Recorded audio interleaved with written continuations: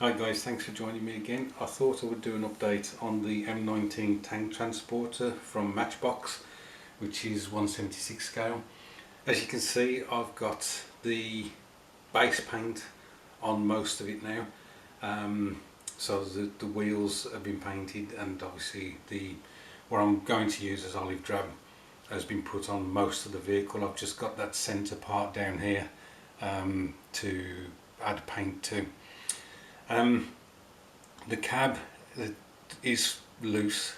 I can take that bit off the roof and the bonnet that I've shown previously. One of the doors have got to be added. The driver figure, I think, is resting his elbow on the base of the window, and his hands kind of holding the drip line that's across the top, the drip gutter or whatever you call them. Some of you guys will be able to tell me what that's called.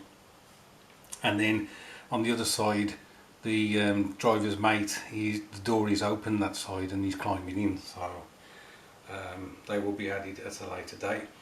I'm not sure whether Matchbox actually provided any glazing for this. There certainly wasn't any in the box. What I've got to do is try and glaze put the front windscreen on, and perhaps in the one door I could put a window, but then I could leave it down as the driver's window's down because his arm's in that position. There's a spare wheel that's got to go in here, and some of the chocks for securing vehicles are going to be thrown in there as well. I want to try and get some 176 stowage to put in the back. At the moment I've lost the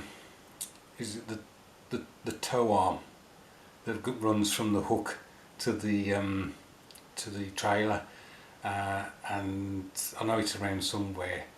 I will find it. I've got to add that. The plastic on this was quite brittle. Even the sprues themselves, when I was cutting stuff off with the clippers, parts of the sprue were snapping, but thankfully none of the parts actually broke whilst I took them off, apart from this towing arm. One of the lugs that goes into this part sheared off, so it's loose. I need to glue it on, but I didn't want to glue it on before putting the wheels on because I didn't know what position, up or down, it would rest in. So I needed to have the wheels on both the truck and the trailer in order to get the correct position on that. There is one item that's been a bit of a pain on this build, and it's the winch that goes in between the cab and the cargo area, and I'll just show you that now. So here it is, guys. I hope you can make that out. I have to confess, I could not work out how to fit this part together. The instructions weren't clear enough, and these end pieces, both end pieces, were fashioned in such a way that I could not work out how they were supposed to be fitted to this base piece.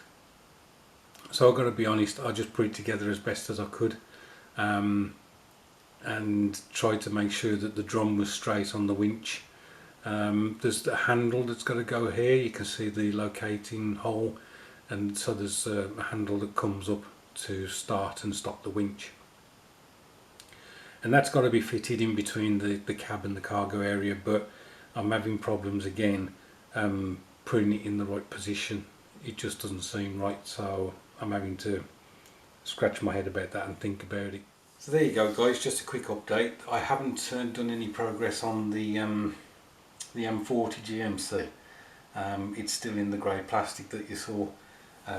I need to get down to the spray booth and get some primer on it so I can start painting it the same green as this, which I think is brown violet from Vallejo. The next step on this particular build is to add a varnish, put the decals on, then a second coat of varnish, and then I've got to do the sludge wash all over it, and hopefully we'll get that nice tone more towards olive drab, but not as excessive as the actual Vallejo olive drab with a black wash over the top. Thanks ever so much for watching. I hope your big rig group builds are going well, and I'll catch you soon.